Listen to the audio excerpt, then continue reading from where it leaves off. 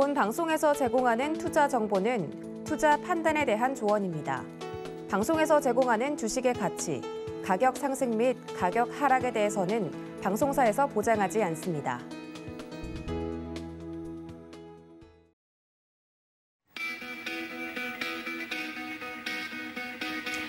안녕하십니까. 고수익 작전 타임 진행의 도지은입니다.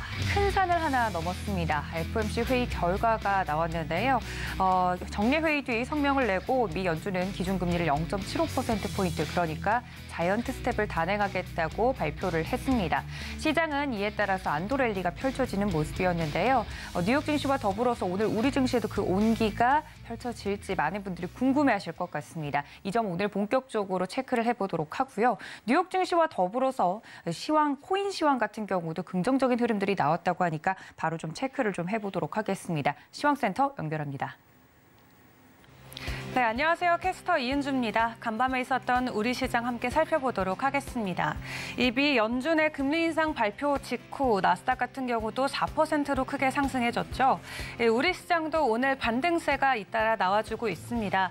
지난 2달 동안 이 기업들의 공포 매도가 이어지면서 우리 시장에 큰 폭의 낙폭이 연출이 됐었는데 오늘은 전일 대비 전반적인 시가총액이 무려 8% 이상 상승하면서 전반적인 마켓캡 현재 1조 달러 이상을 다시 회복해줬습니다. 비트코인 같은 경우도 전일 대비 8% 이상 상승해주면서 다시 22,000달러 선까지 회복이 됐는데요.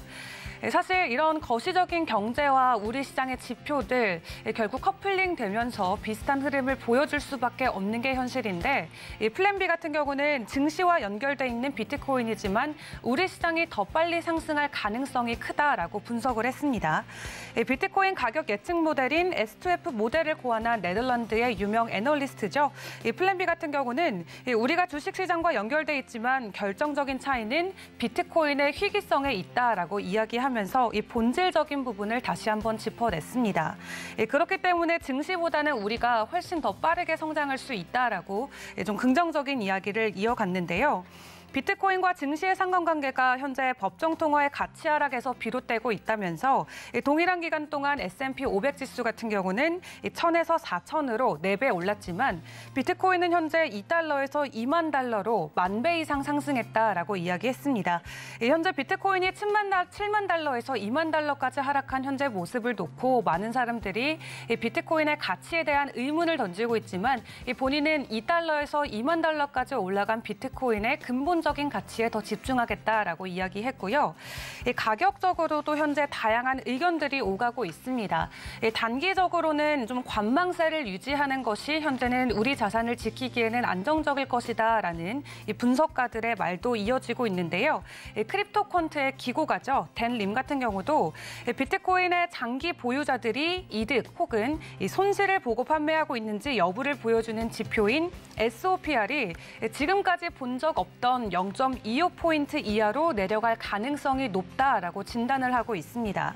현재 비트코인을 155일 이상 들고 있는 장기 보유자들이 SOPR이 0.79에서 1.04를 만들고 있는데 이는 그만큼 손해를 보는 장기 보유자가 늘고 있다는 것을 의미한다고 지적했는데요. 지난 최저점이었던 2015년 약세장에서는 0.35를 기록을 했고 2018년 약세장에서는 0.28 수준을 기록을 했었습니다. 그런데 올해 최저점 같은 경우는 이미 0.34를 기록했기 때문에 추가적으로 비트코인의 바닥이 가까워졌음을 시사할 수는 있지만 추가적인 하락도 어느 정도는 예견돼 있다고 전하면서 장기적인 관점에서는 비트코인을 매수하기 현재 좋은 시점일 수는 있으나 단기적으로는 추가 하락이 있을 수 있기 때문에 관망하는 것이 더 안정적일 것 같다라고 이야기를 이어갔습니다. 이어서 이더리움의 가격 보도록 하겠습니다. 어제 좀 큰 폭의 하락을 보여줬던 이더리움이 하루 만에 다시 가격 회복을 해줬습니다. 현재 전일 대비 16% 넘게 올랐고요. 전주 대비도 여전히 5% 이상의 상승세 보여주고 있는데요. 현재 이더리움 가격은 1,600달러에 거래되고 있습니다. 이 이더리움 메인넷 오는 9월에 이제 완료가 될 것이다라고 이야기가 나왔는데 이 완벽한 메인넷 이전을 하기 전에 현재 다양한 테스트를 거치고 있습니다. 그러면서 26일 11시 45분 기준으로 이더리움 메인넷의 섀도우 포크 10이 성공적으로 진행이 됐다라고 발표가 됐습니다. 이 예정된 시간보다 26시간 일찍 완료가 된 건데요. 그러면서 기술자들은 이번이 마지막 메인넷 섀도우 포크는 아니지만 이번에 병합할 때도 다양한 문제점들이 있을 수는 있었지만 중대한 결함은 발견되지 않았다라면서 이더리움 메인넷의 견고함을 다시 한번 확인시켜줬습니다. 그렇다 보니까 이더리움의 이 가격과 관련해서도 긍정적인 전망치들이 지속적으로 나와주고 있죠. 9월 달에 완벽한 이 머지 업데이트가 완성이 된다면은 이더리움의 가격 상승은 정말 모두가 예측하는 대로 좋은 흐름을 보여줄 수 있을 것이라는 기대가 나오고 있는데요. 그런 가운데 마이크로스트래티지의 CEO 같은 경우는 현재 이더리움의 본질적인 문제에 의문을 던지는 말도 하기도 했습니다. 이번에 비트코인 컨퍼런스에 참석을 해서 마이클 세일러 마이크로스트래티지 CEO가 이더리움의 기술 개발 그리고 윤리 측면에서 이더리움 건정성에 현재 의문을 던졌는데요. 이더리움 프로토콜이 완성될 때까지 우선은 조금 더 지켜봐야 될 것 같다라고 보수적인 입장을 펼치면서 이더리움 같은 경우는 기술적 신뢰성 그리고 이 보안성에 대한 우려가 여전히 존재한다라고 이야기하기도 했습니다. 하지만 여전히 가격적으로 강한 강세 흐름 보여주고 있는 이더리움이죠. 이어서 테더와 스테이블 코인들도 살펴보도록 하겠습니다. 1달러 패깅에 다시 성공해준 테더 큰 변동성 없이 가격 잘 고정돼 있고요. USDC도 변동성 없이 가격 일부에 고정돼 있습니다. 5위의 BNB가 전일 대비 10% 가까이 오르면서 현재 가격 270불대까지 올라갔고요. 바이낸스 USD도 큰 변동성 없이 가격 1불입니다. 리플 같은 경우도 전일 대비 6%, 카르다노 에이다가 9%, 그리고 솔라나가 10% 오르면서 일제히 상승 흐름 보여주고 있고요. 이 민코인에 속하는 도지코인 같은 경우도 전일 대비 6% 오르면서 암호화폐 시가총액 10개 종목 모두 파란불 켜내며 상승 흐름 이어가고 있습니다. 그럼 이 시간 특징주도 함께 살펴보도록 하겠습니다. 이더리움 클래식과 관련된 긍정적인 전망치들이 꾸준히 이어지고 있습니다. 이번에 이더리움이 9월 달에 성공적으로 POS로 기술 전환이 이뤄진다면은 기존의 POW 채굴자들이 모두 이더리움 클래식으로 넘어갈 수 있기 때문에 이 유동량이 더 늘어날 수 있다는 긍정적인 전망치가 이어지고 있는 건데요. 이번 이더리움 클래식 같은 경우는 이 기술적 차트로 봤을 때도 긍정적인 시그널이 포착이 되고 있다라고 합니다. 200일 이평선 위에 위치해서 지금 중요한 저항선을 시험하고 있다라고 하는데요. 이를 돌파할 경우 추가 상승도 충분히 기대할 수 있다는 분석이 나오고 있습니다. 현재 작업 증명에서 지분 증명으로 성공적으로 전환될 이더리움이 이제 한 달을 앞두고 있기 때문에 오는 한 달 동안은 추가적인 가격 상승이 일어날 수 있다라고 업계에서도 분석을 하고 있고요. 이 시바이누와 관련돼서도 최근 긍정적인 흐름이 이어지고 있습니다. 고래 거래량 이 굉장히 큰 폭으로 증가한 것이 확인이 됐는데요. 지난 24시간 동안 이 시바이누의 고래들이 거래량을 무려 640% 넘게 늘렸다고 하고요. 고래들의 네트워크 활동 같은 경우도 현재 60% 이상 급증한 것으로 확인이 됐습니다. 시바이누에서 활성 주소 같은 경우도 대규모 거래가 현재 57% 이상을 차지하고 있다고 하고요. 가격 같은 경우도 현재 3% 이상으로 상승해주고 있습니다. 지난 2주 동안의 강세를 보여줬던 시바이누, 현재 20% 넘게 상승한 모습을 보여주고 있기도 하죠. 최근 시바이누의 이런 가격 상승에는 여러 배경들이 있을 텐데요.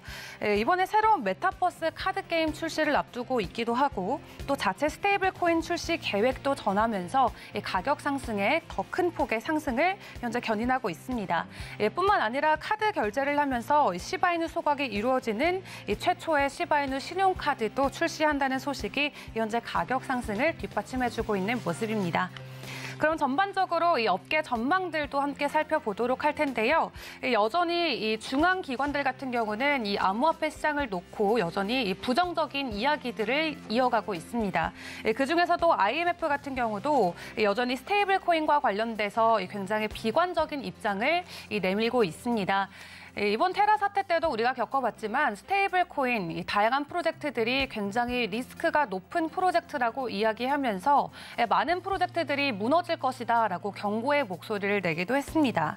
그렇기 때문에 결국 이 뱅크런 사태들이 지속적으로 우리 시장에 일어날 수밖에 없다라고 경고를 한 건데요. 하지만 그 와중에서도 굉장히 견고한 스테이블 코인도 있을 수는 있지만 이 대부분의 코인들은 살아남지 못할 것이라고 강한 경고의 목소리를 냈습니다. 마지막으로 미국 상원 의원과 관련된 이 SEC 발언도 함께 살펴보도록 할 텐데요. 미국 공화당 서열 1위인 패투미 상원 의원 같은 경우는 이번 게리 겐슬러 미국 증권거래위원회 위원장에게 서한을 보냈다고 합니다. 이 해당 내용에는 최근 암호화폐 산업 붕괴가 SEC의 책임이다라고 이야기한 것으로 전해졌는데요. 사실 암호화폐 기업들의 명확한 규제들이 있었다면은 이 정도로 시장이 혼란스럽지는 않았을 것이라면서 이 SEC가 현재 취하고 있는 이 태도가 우리 시장에는 굉장히 어려움을 시사하고 있다라고 전하면서 다시 한번 SEC의 규제 명확성을 요구를 하는 서한을 보냈다고 합니다. 우리 시장도 꾸준히 지속적으로 이 해당 관련된 법안들이 상정이 되고 있기 때문에 올해 안으로도 다양한 우리 시장 안에는 규제안들이 나와줄 것으로 기대하고 있습니다. 지금까지 전반적인 시장 상황 살펴드렸습니다. 네, 암호화폐 시황까지 체크를 하고 넘어왔습니다. 본격적인 글로벌 이슈 분석을 해보도록 할 텐데요. 도움 말씀 주실 브레인 코리아 인베스트 신승용 대표님 연결합니다. 대표님 안녕하십니까? 네, 안녕하십니까? 네, 반갑습니다. 전 세계가 기다려오던 FOMC 정례 회의 결과가 나왔습니다. 안도 랠리가 펼쳐진 모습도 체크가 좀 됐는데요. 이번 결정에 대한 자세한 분석 부탁드립니다.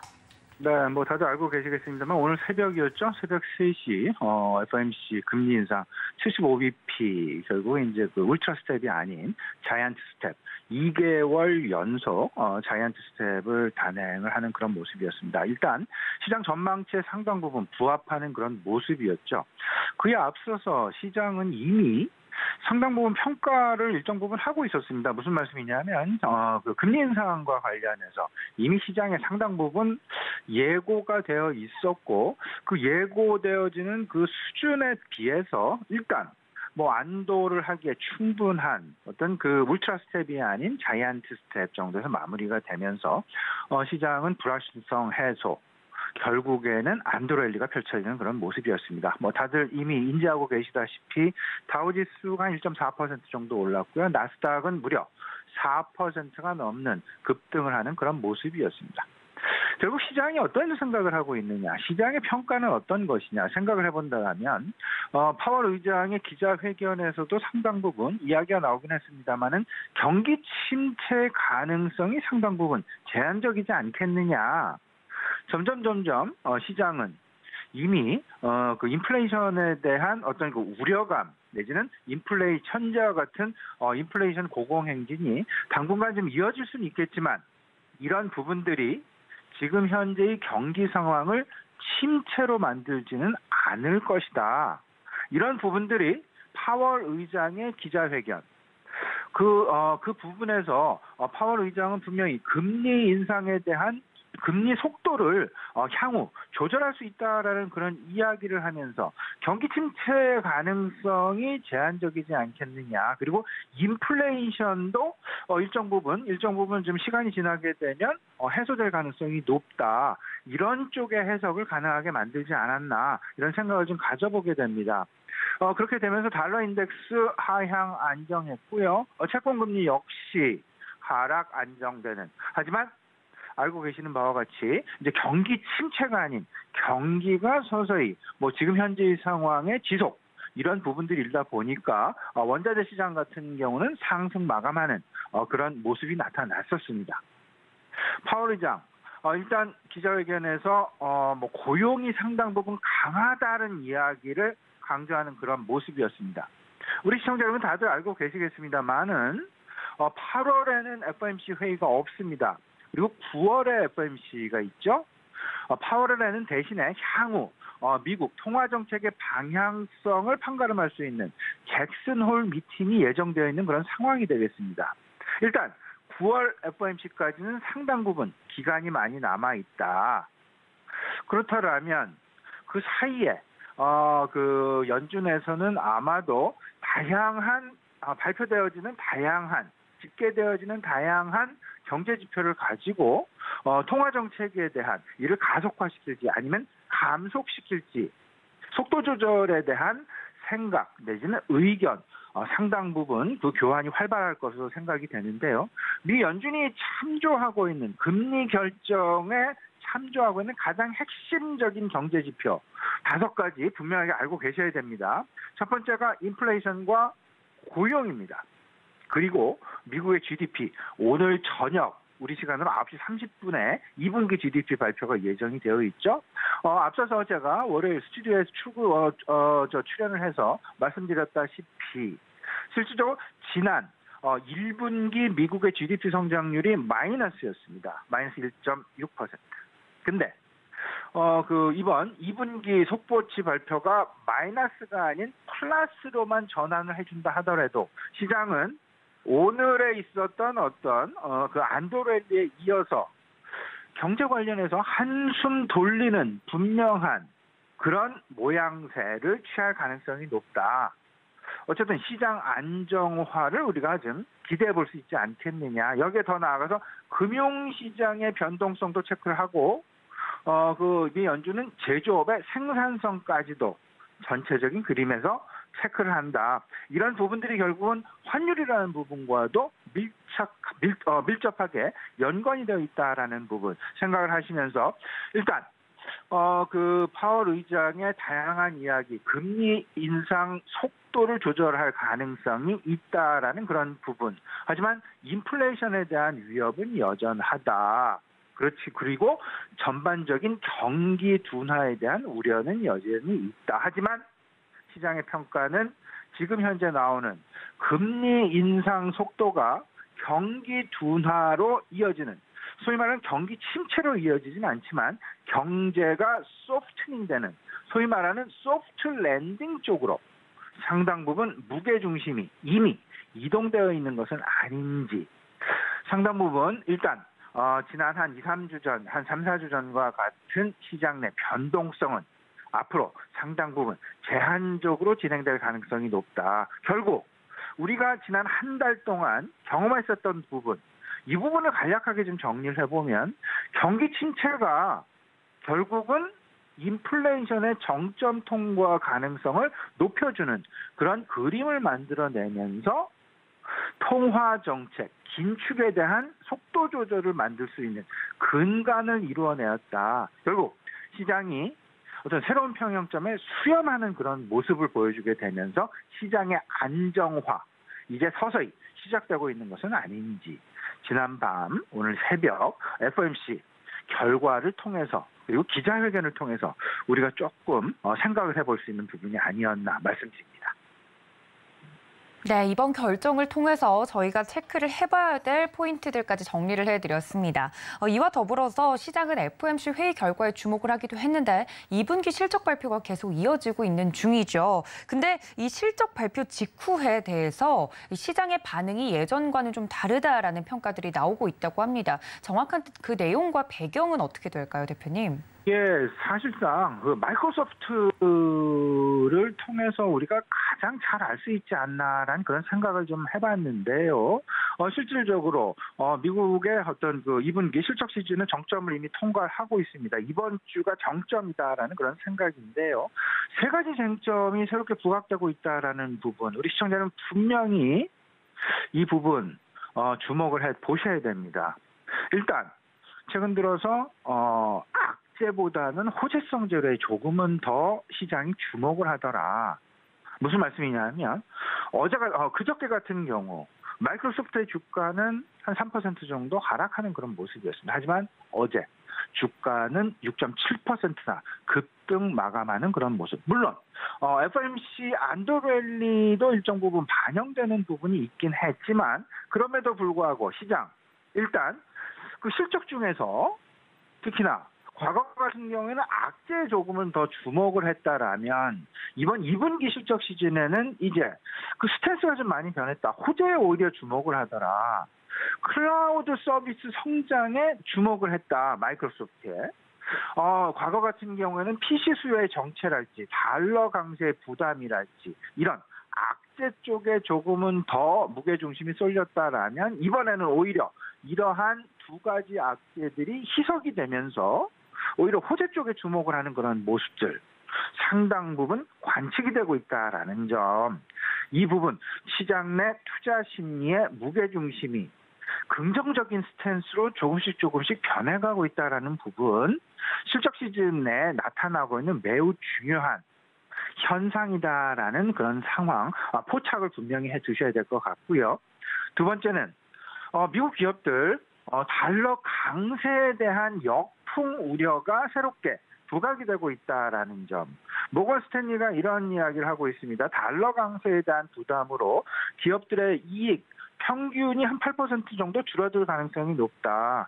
대표적인 게 이제 달러 인덱스가 연초 대비해서 11%, 10%가 넘게 상승을 했고 작년 동기 대비해서 15% 정도 상승을 하는 달러 강세 현상이 지속되고 있다. 물론 FOMC 안도에 따라서 달러 인덱스 지난밤 그리고 최근 들어서는 조금 하향 안정화 106선에서 하향 안정화되는 그런 모습이 나타나고 있습니다만은 여전히 100 이상에서 진행이 되고 있다라는 부분. 이 부분은 이렇게 읽으셔야 됩니다.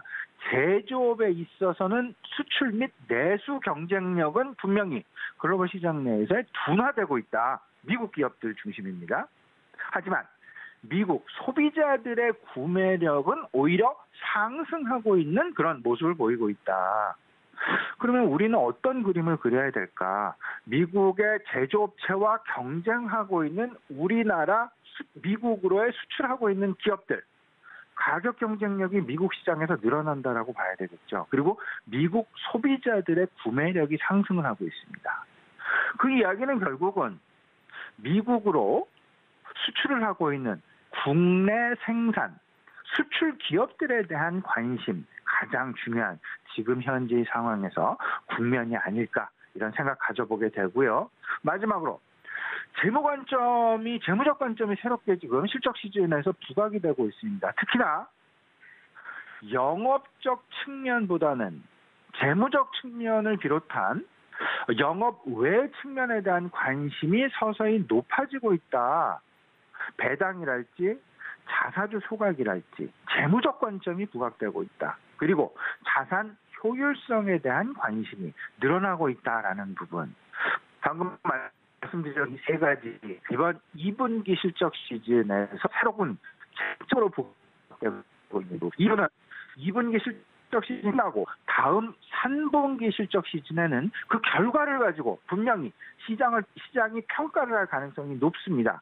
그렇다면 이번 2분기 실적 발표 때부터 이제 서서히 제가 말씀드렸던 이런 세 가지 사항에 대해서 미리미리 다음 3분기 실적 시즌을 준비해 나가는 그런 초석으로 삼아야 되겠다라는 점 아울러서 강조해 드립니다. 네, 이번 2분기 실적 시즌을 지나면서 체크해 봐야 되는 부분들에 대해서도 정리를 세 가지로 해드렸습니다. 여러분들 이 점까지 함께 챙겨주시면 좋을 것 같습니다. 다음 히든 이슈로 좀 넘어가 보도록 하겠습니다. 바람잘 날이 없는 유럽인데요. 러시아가 에너지 무기화에 따라서 유럽연합이 이 대응에 대해서 맞대응을 좀 하면서 나 홀로 천연가스 가격이 좀 오르고 있다라는 소식입니다. 이 부분에서 우리 시장에서 주는 힌트가 분명히 있을 것 같은데 정리를 좀 해볼까요?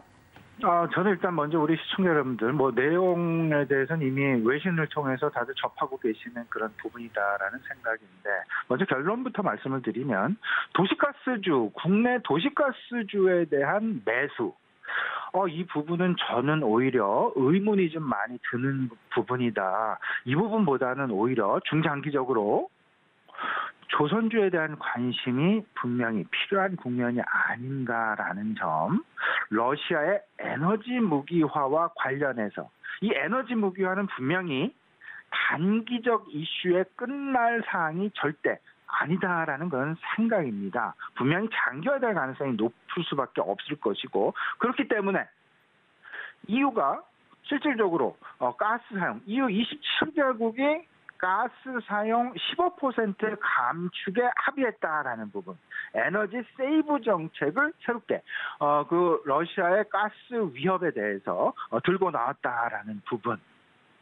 러시아가 일단 유럽행 천연가스 공급량을 일단 그들이 예고해 왔던 대로 시설 점검을 빌미로 해서 거의 5분의 1 수준 80%를 줄이는 그런 모습이 나타났습니다. 그러다 보니까 유럽에서 거래가 되고 있는 천연가스의 가격 급등하고 있는 그런 모습 나타나고 있는데요. 이런 부분들 과연 우리 시장으로의 영향, 과연 우리 시장 도시가스주에 영향을 미칠까? 물론 긍정적인 방향의 영향은 분명하긴 합니다. 하지만 우리 정부에서 생각하고 있는 정부 정책을 분명히 우리가 생각을 해놔야 됩니다. 이런 부분들을 좀 생각을 해본다라면 일단 도시가스주에 대한 관심 이 부분보다는 오히려 LNG 선박을 수주하고 있는 조선업종에 대한 관심이 오히려 더 바람직하지 않을까라는 그런 생각 분명하게 좀 말씀을 좀 드려보고요. 마침 이제 내일 저녁이죠. 내일 오후 늦게 유로존에서는 이제 7월달 소비자 물가 지표와 2분기 GDP 발표 예정이 되어 있는 그런 상황이 되겠습니다. 분명히 천연가스 그들의 소비자 물가 지표에 상당 부분 영향을 미칠 수밖에 없고요. 이런 부분을 미리 했던 것은 아닌가라는 그런 상황이 생각이 들 정도로 미국의 22 통화정책회의에서는 지난주 이미 11년 만에 처음으로 금리 인상을 단행했고 그 단행의 수준 역시 그 시장 예상을 넘어서는 빅스텝 50bp 인상을 단행했다라는 부분. 일단 유로존 역시 상당 부분 인플레이션에 대비하는 그런 그림이면서 미국의 자이언트 스텝까지도 대비하는 미리 선대응하는 그런 모습이었다라는 점. 일단 러시아의 가스 공급 제한과 EU의 가스 세이브 정책, 가스를 사용 15% 감축 합의하는 그런 서로 간에 좀 줄여나가는 그런 정책. 이런 부분들 이렇게 되면서 실질적으로 시장에서는 미국이 상당 부분 반사이익을 누리고 있다라는 그런 이야기 많이 나오고 있습니다. 미국의 지난 1분기 6월까지 LNG 수출이 세계 1위로 등극을 하는 그런 모습이었죠. 작년 2분기 대비해서 무려 수출이 12%나 늘어나는 그런 모습. 이렇게 되면서 결국은 미국에서 유로존으로 천연가스를 수출을 한다라면 그것은 가스관으로 수출이 되는 것이 아니죠. 일단 LNG 선박을 통해서 수출이 되어진다라는 점. 그런 면에서 우리가 국내 조선 3사의 LNG 운반선 수주 상황을 좀 체크를 해봐야 될 것 같습니다. 이번 5월 말까지 누적 현황을 좀 살펴보면 글로벌 시장 내에서 대형 LNG선 발주가 약 61척이 있었습니다. 이 중에 우리나라와 중국이 양분해서 나눠 가졌는데요. 우리나라가 39척으로 64%를 차지하면서 시장을 압도했고요. 중국은 22척을 수주하면서 36%선을 그치는 그런 상황이었다. 컨테이너, 벌크 발주량은 한 50% 절반 정도로 줄었지만 LNG 운반선의 발주가 늘어나고 있다라는 긍정적인 소식. 그렇게 된다라면 제가 앞서서 말씀을 드렸던 도시가스주 같은 경우에는 정부가 인플레이션 우려에 일단 마진 개선 제한 가능성이 상당 부분 높습니다.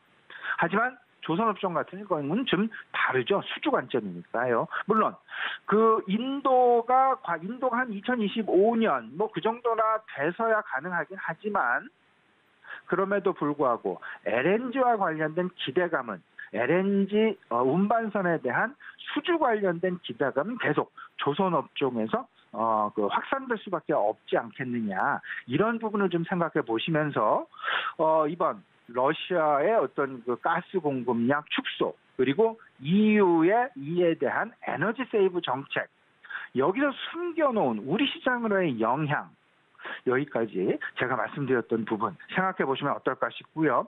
오늘 시장 전략 간단하게 말씀을 좀 드려봅니다. 일단 시장의 투자 심리는 전체적으로 긍정적인 모드로 선회하고 있다라는 그런 생각입니다. 인플레이션의 고공행진은 당분간 지속될 가능성이 높지만 그럼에도 불구하고 정점 통과에 대한 기대감이 높다. 그리고 앞서서 말씀을 드렸다시피 기업 실적에 있어서 악재성 재료보다는 호재성 재료에 조금은 더 민감하게 주가가 반응을 하고 있더라. 이런 부분들 생각해 보시면서 오늘 저녁 미국에서 발표되는 2분기 GDP 주목하시고요. 내일 오후에 유로존에서 발표되는 GDP와 소비자 물가 지표까지 아울러서 잘 챙겨보시면서 지금 현재 시장 내에 변화하고 있는 거시적 지표를 우리가 계속 관찰하면서 이에 걸맞는 투자 전략을 마련해 나가는 그런 관점의 변화가 필요하다라는 점 다시 한번 강조해드리겠습니다. 네, 히든 이슈와 더불어서 오늘장 전략까지 녹여서 이야기를 해드렸습니다. 지금까지 브레인코리아 인베스트 신승용 대표님과 함께했습니다. 대표님 고맙습니다. 네, 다음 전문가님과 함께 보다 자세한 국내 증시 작전 세워보도록 하겠습니다. 메리츠증권의 황현수 차장님 연결되어 있습니다. 차장님 안녕하십니까? 네, 안녕하세요. 네, 반갑습니다. 첫 번째 이슈부터 바로 분석을 좀 해보도록 하겠습니다.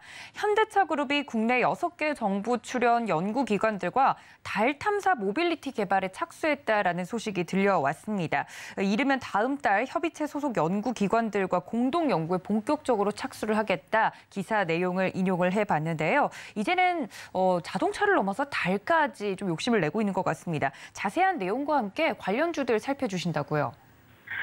현대차그룹이 말씀해주신 대로 국내 연구기관들과 함께 달 표면 탐사 모빌리티 개발을 시작한다고 밝혔습니다. 이번 그 협약은 우리나라 우주 기술 발전을 위해서 정부의 기관과 기업이 같이 콜라보레이션을 통해서 기술을 융합한다는 데 의의가 있다라고도 밝혔는데요. 구체적으로 협의체는 달 탐사 모빌리티에 요구되는 기술을 개발하는 한편 모빌리티를 달에서 운용하기 위한 여러 전략과 방안을 검토할 것이다라고 밝혔습니다.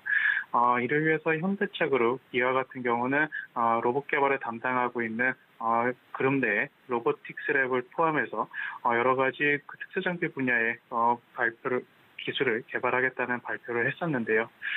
현대그룹 같은 경우는 이런 로봇 쪽, 특히 올해 CES 2022에서 밝혔다시피 어떤 메타 모빌리티에 대한 비전을 발표한 바가 있습니다. 미래차에 대해서 기술력을 선점해서 이런 미래차 산업에 자동차뿐만 아니라 전기차 그리고 항공까지 섭렵하겠다라는 발표를 했었는데요. 동사 같은 경우는 현대그룹 같은 경우는 어떤 미래 모빌리티의 개발적인 측면에서 어제와 같은 달 표면 탐사 모빌리티 개발을 하겠다라는 소식도 이에 준하는 소식이다라고 보시면 될 것 같습니다. 현대차 기아 같은 경우는 로보틱스와 메타 모빌리티에 대한 비전을 계속해서 제시하는 시점이다라고 보시면 될 것 같고요. 물론 이런 관련된 미래차 항공 택시라든지 우주 항공 쪽의 산업이 실질적으로 기업의 매출에 영향을 미치기까지에는 시간이 많이 걸리는 사업이기도 하지만 신사업 쪽에서 이런 성장 동력을 계속해서 모색하고 있다는 점, 그리고 현대차그룹과 기아가 미래차 쪽에 포커스를 온전하게 맞추고 있다는 점은 장기적인 성장성 측면에서 긍정적이다 이렇게 보시면 될 것 같습니다. 네, 아무래도 좀 장기 플랜이 될 수밖에 없겠죠. 이런 부분에 대해서 이슈 분석과 더불어서 종목에 대한 이야기들까지 해드렸습니다. 어떻게 보면 장기적으로 성장할 수 있는 모멘텀을 하나하나 쌓아가고 있는 현대기아차, 이 기사를 통해서 자세한 내용들 짚어드렸으니까요. 여러분들 투자에 참고해 주시면 좋을 것 같습니다. 자, 두 번째는 롯데와 관련된 이야기가 또 나왔습니다. 롯데그룹은 본격적인 전기차 배터리 소재 사업 확장에 나서겠다라고 이야기가 나오고 있다고 하는데요. 롯데케미칼과 롯데알미늄은 총 약 3,300억 원을 투자해서 미국 최초의 양극발 생산 기지인 롯데알미늄 머티리얼즈 USA를 설립하겠다라는 이야기가 나왔다고 합니다. 롯데는 전기차 배터리에 이제 후속 주자로 좀 뛰어든 것 같은데 전망이 개인적으로 궁금합니다. 어떤 체크 포인트 챙겨가 볼까요? 우선 롯데알미늄, 특히 롯데케미칼 같은 경우 말씀해주신 이번 투자를 통해서 롯데케미칼은 전해액, 리튬이온 배터리 소재 전해액에 이어서 양극박 소재 사업에도 진출한다라는 점을 보시면 될 것 같은데요. 또한 롯데알미늄 같은 경우는 헝가리의 양극박 공장을 현재 보유하고 있는 상황에서 미국 시장까지 진출한다는 점이 긍정적이다라고 말씀드릴 수가 있겠습니다. 국내 대기업 같은 경우 LG와 삼성 그리고 SK그룹이 북미 쪽 그리고 유럽 쪽에 전기차 관련된 소재 사업과 셀 사업에 적극적으로 참여하고 있는 만큼 롯데그룹도 후발 투자로 참여하고 있는 모습이다라고 보시면 될 것 같고요. 아무래도 이미 기존 플레이어들이 선점하고 있는 소재 쪽에 참여하기보다 아직까지 그렇게 경쟁이 아직은 치열하지 않은 양극박 쪽에 롯데그룹이 진출한다는 것은 장기적인 측면에서는 긍정적이다라고 보시면 될 것 같고 어떤 산업군을 보시는데 더욱 좀 의의를 둘 수 있다라고 보시면 될 것 같습니다. 2차 전지 소재 사업 그리고 2차 전지 배터리 관련된 사업이 그동안 어떤 피크아웃에 대한 우려감 그리고 어떤 소재의 이익률이 줄어들 것이라는 우려감이 있었지만 전일 LG에너지솔루션의 실적 발표에서도 컨퍼런스 콜을 통해서도 밝혀졌듯이 피크아웃은 굉장히 좀 먼 이야기고 계속해서 향후 3년에서 5년까지는 꾸준하게 이익 성장이 나타날 수 있다는 점을 감안했을 때 이런 성장성을 보고 롯데그룹도 2차 전지 소재 사업에 더욱더 투자를 가하고 있는 모습이다라고 보시면 될 것 같습니다. 네, 이렇게 롯데그룹도 2차 전지 배터리 소재와 관련된 쪽에 사업 확장에 나섰다는 이야기 전해드렸습니다. 그렇다면 차장님, FOMC 회의 결과가 이제 나왔습니다. 이후에 시장이 어떻게 반응할지 개인적으로 궁금한데 오늘장 작전 부탁드리겠습니다. 전일 같은 경우 FOMC 0.75% 금리 상승 이후에 연준 의장이 어떤 시장에 우호적인 비둘기적인 발언을 하면서 나스닥 시장이 큰 폭으로 상승하는 모습이 보여졌습니다. 국내 증시도 이러한 흐름에 맞춰서 긍정적인 흐름이 이어질 것으로 전망이 되고 있는 상황이고요. 금요일 시장 같은 경우는 외국인의 현물과 선물의 포지션을 유의해서 살펴보시는 것이 중요하겠다라고 우선적으로 말씀을 드리겠고, 또한 전일 어떤 일부 증권사의 공매도 관련된 이슈가 나타나면서 관련된 대책회의도 있을 것으로 전망이 되면서 투자 심리, 센티도 개선될 가능성이 높다라는 점이 전반적인 시장에 긍정적이다라고 보시면 될 것 같습니다. 현재 2분기 어닝 시즌에 이제 거의 마무리 단계에 접어들고 있는 상황인데요. 2분기 실적과 하반기 실적 개선이 돋보이는 업종과 센티 쪽으로 종목 쪽으로 접근을 하신다면 여전히 계속해서 말씀드렸다시피 현금 비중보다는 주식 비중을 늘려야 될 시기다라고 계속해서 말씀을 드리겠습니다. 네, 이렇게 오늘장 작전까지 세워봤습니다. 지금까지 메리츠증권의 황현수 차장님과 함께했습니다. 차장님 고맙습니다. 감사합니다.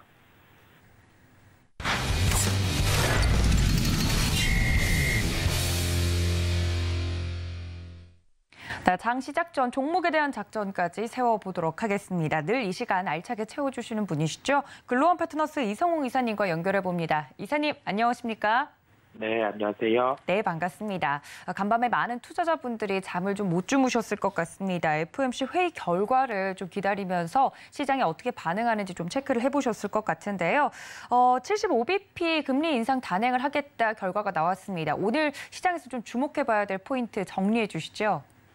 네, 일단 금리 인상에 대한 발표 예상된 부분 정도로 발표를 했었고요.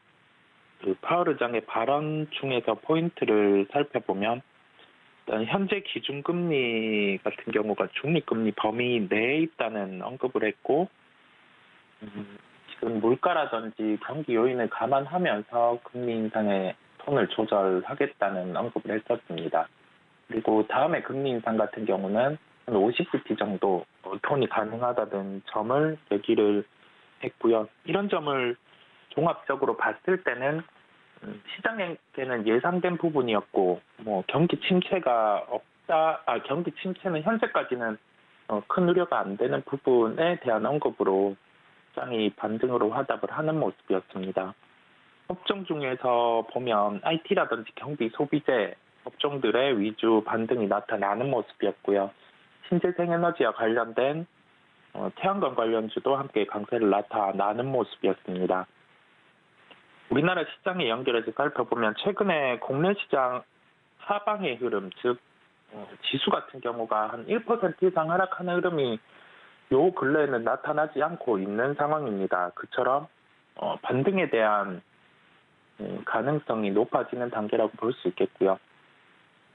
대형 IT 업종 같은 경우가 최근에 상방보다는 하방에 대한 압력이 커지는 상황이었고, 어제 SK하이닉스 실적 발표 이후에는 98,000원 선 정도 선까지 하락을 하는 모습이었는데, 오늘 대형 IT 주들의 그 방향성, 그리고 상대적으로 못 올랐던 플랫폼과 관련된 종목들, 이쪽 종목들도 살펴볼 필요가 있겠습니다. 오늘 특징적인 종목으로 그럼 꼽아주신 종목은 무엇일까요? 네, 오늘의 특징주는 네이버를 말씀드리겠습니다.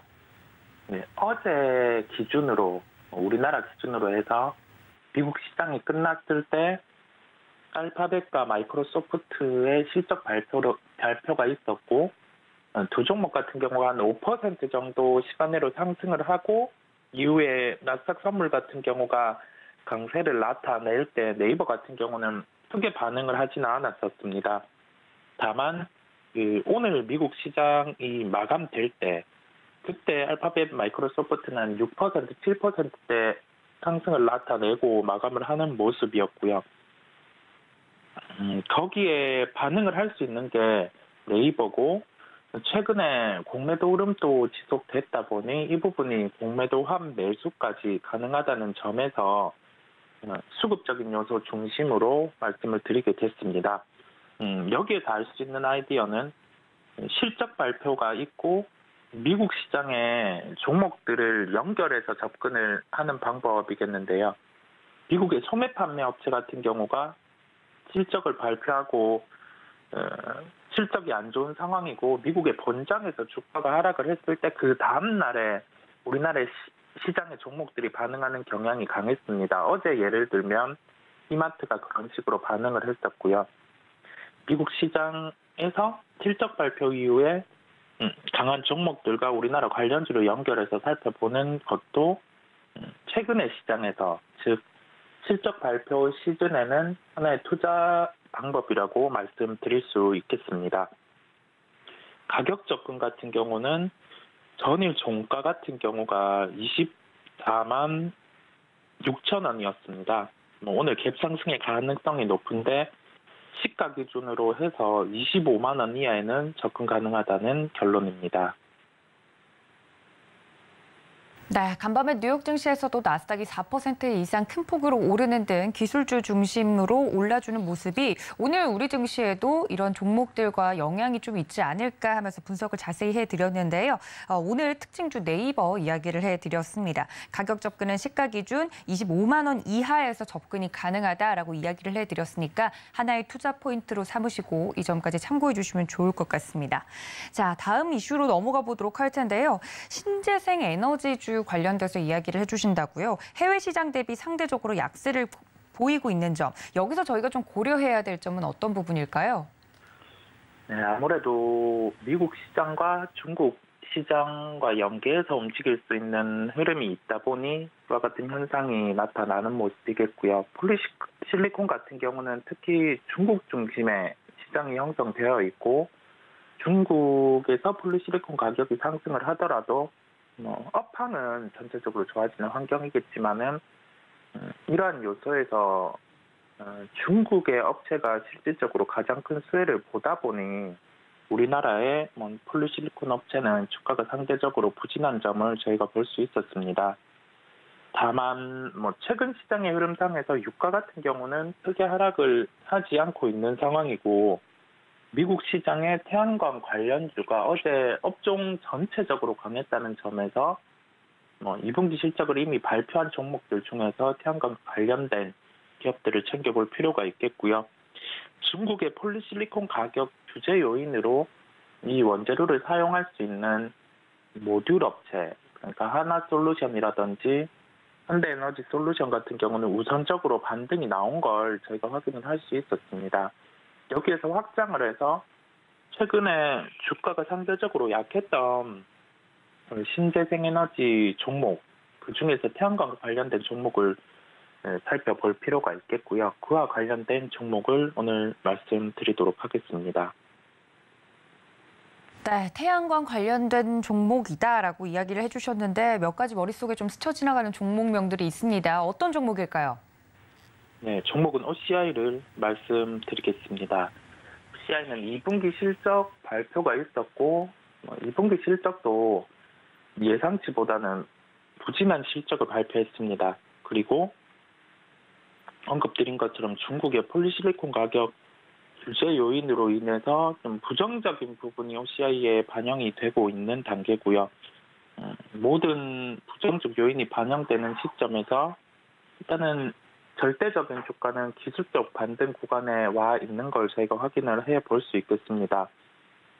이런 점을 종합으로 봤을 때 일단은 부정적인 요소가 반영되어 있는 주가 구간에서는 한 번은 기술적 반등이 가능한 구간이라는 점, 그리고 중국의 폴리실리콘 가격 규제 요인 같은 경우가 OCI 주가에 좀 반영이 돼 있다는 점에 따라서 미국 시장이 단순히 태양광과 관련된 모듈 부분, 이 부분에 특정 강세만 있었다고 하면은 접근하기는 힘들겠지만 태양광 업종이 전체적으로 강세를 나타낸 유례 없는 그 구간이라는 점에서 OCI 같은 경우도 반등이 가능하리라는 접근이겠습니다. 가격적인 측면에서 살펴본다고 하면 어제 종가는 10만 9천 원대였습니다. 시가 기준으로 11만 원대 이하에서는 접근 가능하다는 결론이겠습니다. 네, 태양광 관련된 종목으로 OCI 이야기를 해드렸습니다. 가격 접근은 시가 기준 11만 원 이하로 접근이 가능하다 이야기를 해드렸으니까요. 신재생 에너지 관련주 관련돼서 여러분들께서 혹시나 체크하고 있는 부분들이 있다면 OCI 특징적인 종목 이야기를 해드렸으니까 이것까지 함께 데려가 주시면 좋을 것 같습니다. 자, 그렇다면 이사님, 오늘장 전략 굉장히 중요할 것 같은데요. 뉴욕 증시 온기가 그대로 퍼질지 개인적으로 궁금합니다. 국내 증시 작전 저희 어떻게 세워볼까요? 네, 미국 시장의 금리에 대한 톤이 이제 발표가 되고 다음 달 같은 경우는 긴급 회의가 열릴 수도 있지만은 일단 공식적으로는 FOMC 회의가 열리지 않습니다. 그렇다 보니 금리 이후에 GDP 발표가 한번 남아 있긴 하지만은 시장은 상승으로 방향을 트는 모습이겠고요. 대형 IT 종목과 자동차, 그다음에 2차 전지 이러한 종목들이 최근에는 주가가 좀 변동성이 큰 모습이었습니다. 이러한 업종의 상방을 틀어주는지 여부를 우선 봐야 되겠고 2분기 실적과 관련된 발표 종목들 흐름도 함께 볼 필요가 있겠습니다. 오늘은 삼성전자 실적은 이미 발표했는데 컨퍼런스 콜이 있고요. 하나시스템, 하나솔루션, 현대글로비스, SK바이오사이언스 이러한 기업의 실적 발표가 있습니다. 실적 발표에 대한 기업들은 체크해 볼 필요가 있다는 말씀을 드리겠습니다. 여기에서 결론은 뭐냐면 지금 하락보다는 상승이 유리한 시장의 조정, 만약에 한 1%대의 조정이 나올 때는 매수 대응이 필요한 시장이라는 결론이겠고, 오늘 같은 경우에 키는 대형 IT주들이 주가가 한 단계 레벨업 되는지 여부, 한 단계 레벨업이라고 하면은 SK 하이닉스 기준으로 한 10만 5천 원 여부를 안착하는지 그 중심을 두고 살펴볼 필요가 있다는 결론이겠습니다. 네, 이렇게 오늘 시장 대응 전략까지 이야기를 해드렸습니다. 말씀해 주신 것처럼 오늘 우리 시장에 어떤 영향을 미칠지 금리 역전 현상이 지금 현재 일어난 상황이기 때문에 한국은행은 이에 따라서 어떤 결정을 내릴지까지 우리가 꾸준히 좀 체크를 해봐야 될 것 같고요. 내일도 발표가 되는 2분기 GDP까지 여러분들 지표를 챙겨봐 주시면 좋을 것 같다는 말씀 전해드리도록 하겠습니다. 지금까지 글로원 파트너스 이성웅 이사님과 함께했습니다. 이사님 고맙습니다. 네, 감사합니다. 네, 이렇게 장전 전략 저희가 모두 세워드렸는데요. 이슈부터 종목까지 이야기를 모두 해드렸습니다. 장중 대응 전략은 저희 다음 시간인 매매 시그널을 통해서 잡아드릴 테니까 끝까지 함께해 주시기를 바라고요. 본 방송에서 제공해드린 정보는 투자 판단에 대한 조언일 뿐 해당 주식의 가치나 수익률을 보장하고 있지 않다는 점까지 알려드리면서 저는 잠시 쉬었다가 다시 인사드리겠습니다. 시청해주신 여러분 고맙습니다.